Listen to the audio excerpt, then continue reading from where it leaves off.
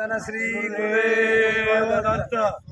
महाराष्ट्रातील व महाराष्ट्राबाहेरील सर्व दत्त भक्तांचं आणि माझ्याबरोबर जे इथले रिक्षा चालक बंधू आहेत त्या सर्वांतर्फे तुमचं मी गाणगापूर नगरीतून स्वागत करत आहे.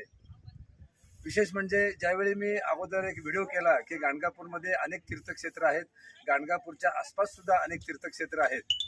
भाविक येतात, नुसती हजेरी लावतात आणि निघून जातात, परंतु गाणगापूरचा आनंद घेत नाहीत. तो व्हिडिओ अनेकांनी पाहिला आणि अनेकांनी येथील रिक्षा चालक बंधूंशी संपर्क साधला आणि आता साधारण हे जे भीमा नदीचा पूर उसरल्यानंतर आणि महाराष्ट्रातील गणपती नवरात्र संपल्यानंतर दिवाळीच्या आसपास बरेच भाविक येणार आहेत आणि त्यांनी सांगितलं की आम्ही गेल्यानंतर गाणगापूरमध्ये 2-3 दिवस राहू, सकाळी अष्टतीर्थ करू, त्याच्यानंतर संगमापर्यंत चालत जाऊ आणि या गाणगापूर नगरीमध्ये जे अष्टतीर्थ आहे ते करण्यासाठी आम्ही रिक्षा चालक बंधूंचा सहकार्य घेऊ. त्याचप्रमाणे कडगंची जिथं गुरुचरित्र ग्रंथ लिहिला त्या ठिकाणी आम्ही जाऊन येऊ. त्याच्यानंतर जिथं विश्वदर्शन पादुका आहेत ते कुंची ग्राम इथून जवळ आहे त्या ठिकाणी सुद्धा आम्ही जाऊ आणि आजूबाजूची जी कल्लेश्वर किंवा जी लहान मोठी तीर्थक्षेत्र आहेत ते आम्ही रिक्षा चालकांच्या संपर्कात राहून त्याचा आम्ही आनंद घेण्याचा प्रयत्न करू. कारण गाणगापूर हे तपोभूमी आहे नृसिंह सरस्वती महाराजांची. इथं महाराजांनी जवळजवळ 24 वर्ष वास्तव्य केलेलं आहे.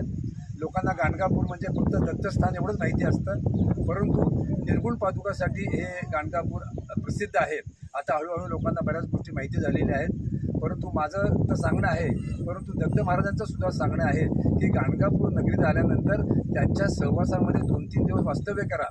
लोकांना वाटतं इथं फार खर्च येतो, माधुकरी मोफत मिळते, प्रसाद मिळतो, त्यामुळे जेवणाचा खर्च येत नाही, राहण्याचा खर्चसुद्धा धर्मशाळा आहेत, अल्पशा आहेत आणि रिक्षा चालक बंधू 5, 6, 7 व्यक्तींसाठी अत्यंत योग्य भाडे घेतात. हे अनुभवल्याशिवाय कळत नाही, पण लोक इथं राहायच्या ऐवजी अक्कलकोटला जा, इकडे जा, तिकडे जा, पळापळी करतात. त्यामुळे गाणगापूरला येऊन सुद्धा दत्त महाराजांचा आशीर्वाद प्राप्त करून घेऊ शकत नाहीत. तर पुन्हा एकदा महाराष्ट्रातील आणि महाराष्ट्राबाहेरील दत्त भक्तांना माझी कळकळीची विनंती आहे, गाणगापूरला वारंवार येणं होत नाही. गर्दी नसताना तुम्ही या. गुरुवार, अमावस्या, पौर्णिमा असे काही महत्त्वाचे परत दत्त जयंती हे सोडून जर तुम्ही आलात तर तुम्हाला इथं निवांतपणे महाराजांचा सहवास मिळेल, इथली आजूबाजूची तीर्थक्षेत्र पाहता येईल आणि दत्त महाराजांचा आशीर्वाद प्राप्त करून तुमच्या कुटुंबामध्ये सुख, शांती, समाधान, आनंद प्राप्त होईल. तो प्राप्त करण्यासाठी आपल्याला बुद्धी द्यावी. त्याचबरोबर इथे जे रिक्षा चालक बंधू आहेत ते आपल्याला सहकार्य करण्यात उत्सुक आहेत, त्यांनाही तशीच बुद्धी द्यावी आणि त्यांनी आपल्या भाविक भक्तांना जास्तीत जास्त सेवा द्यावी अशी दत्त महाराजांच्या चरणी प्रार्थना करतो. अवधूत चिंतन श्री गुरुदेव दत्त स्वामी महाराज की जय.